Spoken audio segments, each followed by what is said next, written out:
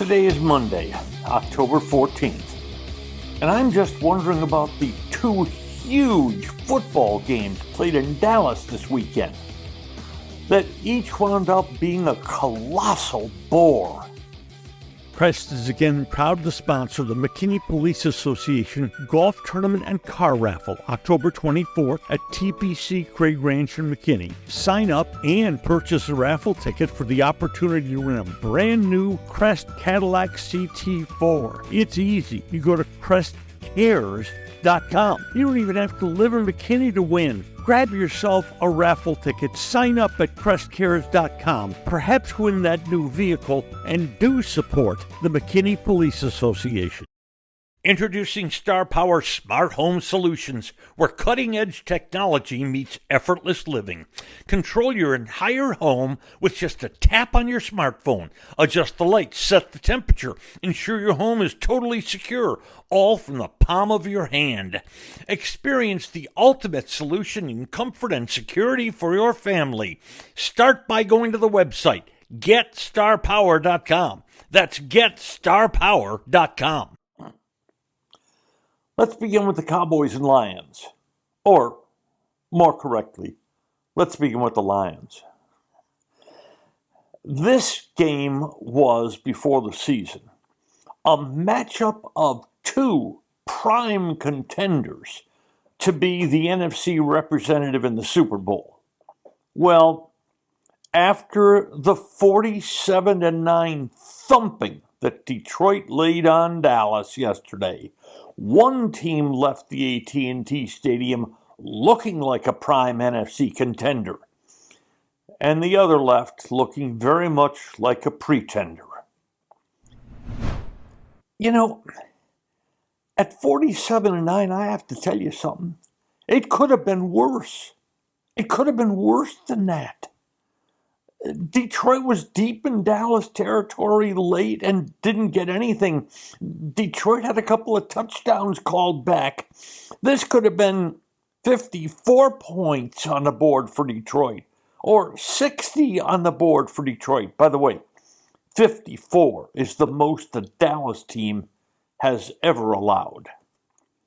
It was the worst Cowboy loss in 36 years.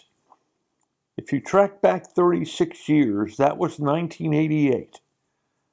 And that was that terrible team in Tom Landry's last year as a head football coach that was drilled by Minnesota by 40 points. Detroit scored on each of its first 8 possessions. They did anything they wanted to. They ran the football. They threw the football. They tried all sorts of trick plays. I think Detroit really enjoyed just cramming Dallas down their throat and ending 11 years of losing to Dallas. But, you know, from a defensive standpoint, at least Dallas had some excuse because they looked helpless. But 4 defensive ends were injured. So were 2 cornerbacks. And the starting middle linebacker, Eric Kendricks, wasn't there Sunday either. They allowed 492 yards in the game. Could have been 550, could have been 575. Good heavens. So at least there may be a small excuse for the defense, maybe even a middle-sized one.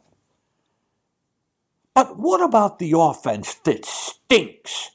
Just stinks. Isn't this supposed to be a good Dallas offense? Well, you sure can't tell it by the scores. They scraped by Pittsburgh, they scraped by the Giants, and then they got scraped up and spit out by the Lions. Detroit's defense isn't terrible, but it also isn't thought of as very good. And for the game, there was Dak throwing a couple of poor interceptions.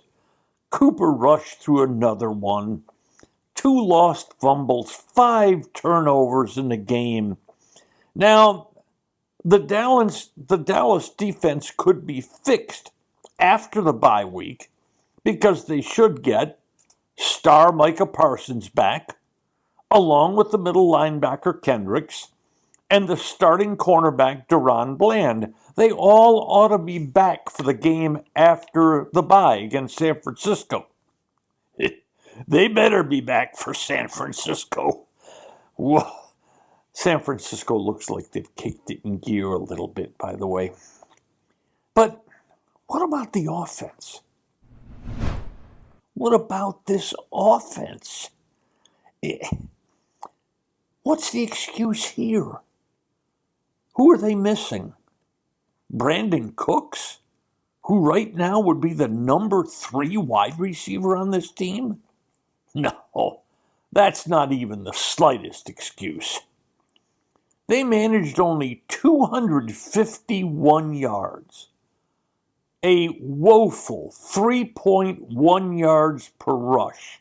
And this, despite the fact that Detroit led by a giant amount since before the half, thinking that you'd think Dallas would be able to get some yards throwing the ball against a softer Lions defense. But there was nothing soft about the Lions defense. They wanted to punish Dallas. They wanted to embarrass Dallas.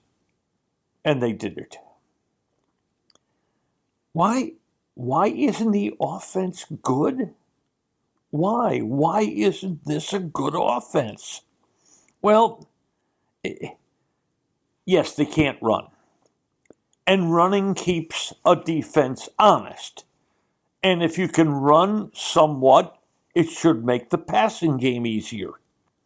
But when they must throw the ball to move the ball, defenses know it. And Dak and CD again looked like they weren't on the same page. 14 targets in the game, only 7 completions. Maybe CD missing almost all training camp while the Cowboys negotiated his contract and still wound up giving him what he wanted. Maybe that's the reason why CD and Dak Prescott don't look like they're in communication. But wait. Jerry and Stephen Jones assured us it would be no problem Lamb missing training camp because of what fantastic chemistry he and Dak had. You know what? Not seeing the chemistry, buddy. Something I don't understand about this game, though. Okay, it's a loss. It's a bad loss. We all agree on that. What the hell was Dak still doing in the game early in the fourth quarter? That game had been over for at least 15 minutes of clock time and maybe longer. And yet there he was in the early fourth quarter. There he was, and Jake Ferguson was, and C.D. Lamb was. Why? Why, Coach McCarthy? Why? The game was lost. And anything you would have scored at that point was meaningless to a team's confidence offensively. And Dak got smashed by a Detroit defender. I mean smashed. What if he'd broken an arm? Broken ribs? What would the explanation have been in the post-game press conference? Dallas ran off a streak of 16 consecutive wins at home over the past 2 regular seasons. But now, counting last year's playoff wipeout to Green Bay, Dallas has lost 4 straight at home. They've given up 449 yards a game in those 4 losses, and lost by an average of 20.5 points per game. Well, they're now 3-3 at the bye week. And they better be ready after the bye week, because the next 4 games are San Francisco, Atlanta, Philadelphia, and Houston. After the bye, there's a good reason to think that the defense, healthier, could be a lot better. But what about the offense? You got any reasons why this offense should be any healthier looking? Next up, Texas versus OU. Did OU show up? And now a word from our title sponsor. Are all financial advisors fiduciaries? Fewer than you think. Not knowing could reduce your lifestyle. Hi, I'm Mitch Kramer, founder and CEO of Fluent Financial. A fiduciary is a regulatory term to reduce conflicts of interest in wealth management. A fiduciary always works in your best interest. A non-fiduciary advisor might put their compensation or company ahead of yours. At Fluent Financial, we are certified financial planners acting as fiduciary advisors. To learn more, go to fluentfinancial.com or Fluent Financial's YouTube channel. In 1993, Bob opened the original Bob's Steak and Chop House on Lemon Avenue. 32 years later, the original Bob still greets you at the original Bob's. And now his sparkling new Bob's at Craig Ranch has opened in McKinney. Same fantastic beef and fresh seafood at these 2 Bob's, each run by the Bob's Steak and Chop House. Well, if Detroit 47 or Dallas 9 actually wasn't as close as the final score suggested, neither was Texas tub thumping of Oklahoma 34-3. You know what?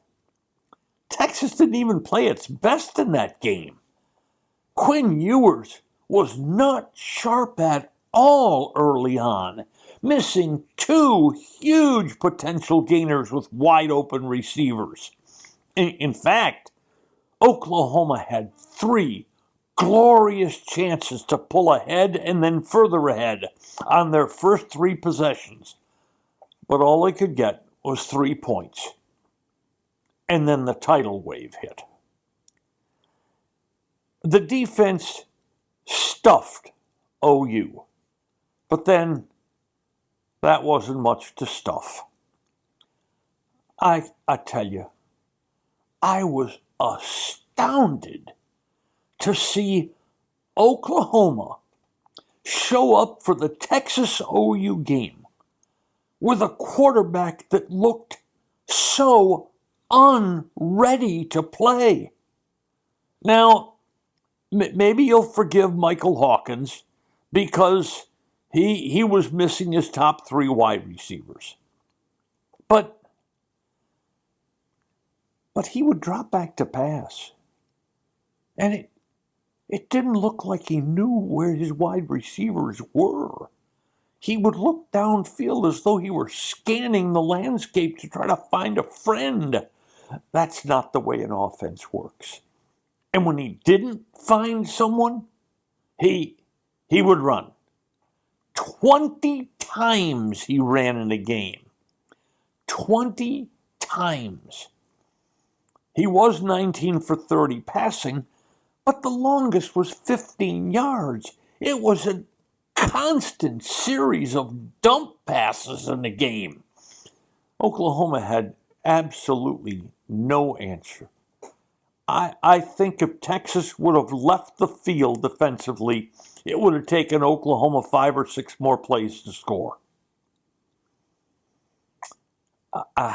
Ahead, Texas looks like a legit title contender, national champion contender. Of course, they should. They're number 1 in the polls this week.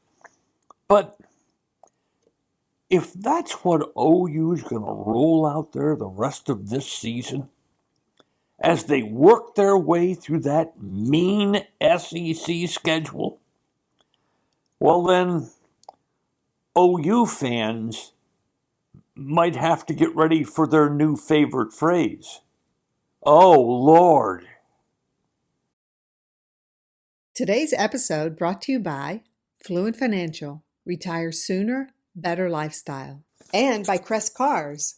There's good, there's better, and then there's Crest. By Star Power, love where you live, and by Bob's Steak and Chop House. Thanks for listening to today's episode of Just Wondering with Norm Hitzges.